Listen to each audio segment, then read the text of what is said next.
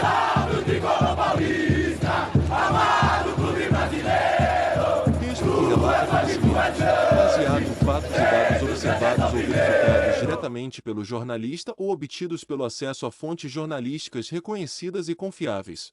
Maré de azar? TV sofre com decepções de clubes grandes no começo do ano. Receba os novos posts desta coluna no seu e-mail.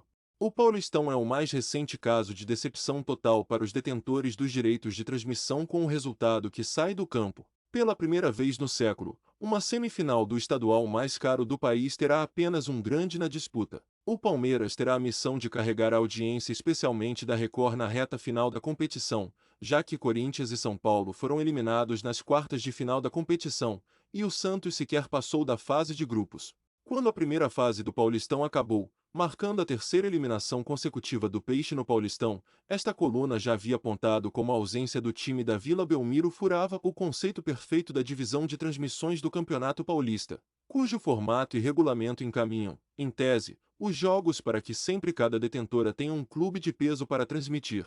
Em 2022 e em 2023, o Santos acabou deixando o Premier com o Red Bull Bragantino na sua cota exclusiva das quartas. Uma semana depois, a situação ficou ainda mais complicada com as quedas de Corinthians e São Paulo nos pênaltis diante de Ituano e Água Santa, respectivamente. Em teoria, as semifinais teriam um jogo de peso para o YouTube e outro para a Record. Agora, além de Palmeiras x Ituano, o outro jogo da semifinal é um Água Santa x Red Bull Bragantino.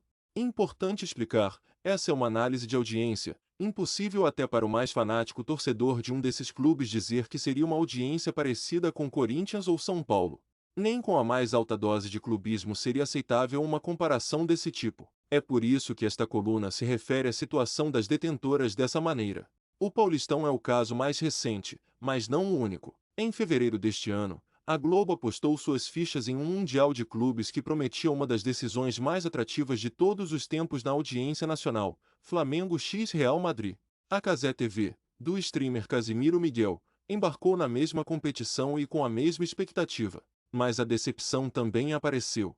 O time rubro-negro sequer passou do Al Hilal na semifinal. Os números da decisão do terceiro lugar e da final não foram ruins, mas nem perto do esperado para um confronto entre flamenguistas e madrilenos. Falando em Cazé TV, importante destacar que o canal de Casimiro também apostou este ano no Campeonato Carioca, comprando os direitos de transmissão de Vasco e Botafogo enquanto mandantes. Já que os dois clubes não aderiram ao contrato coletivo celebrado pela Ferg com a agência Brax, que fechou com a Band Esportes e Daliep. A expectativa sempre é ter os quatro grandes na semifinal do Cariocão, mas o Botafogo não conseguiu a classificação.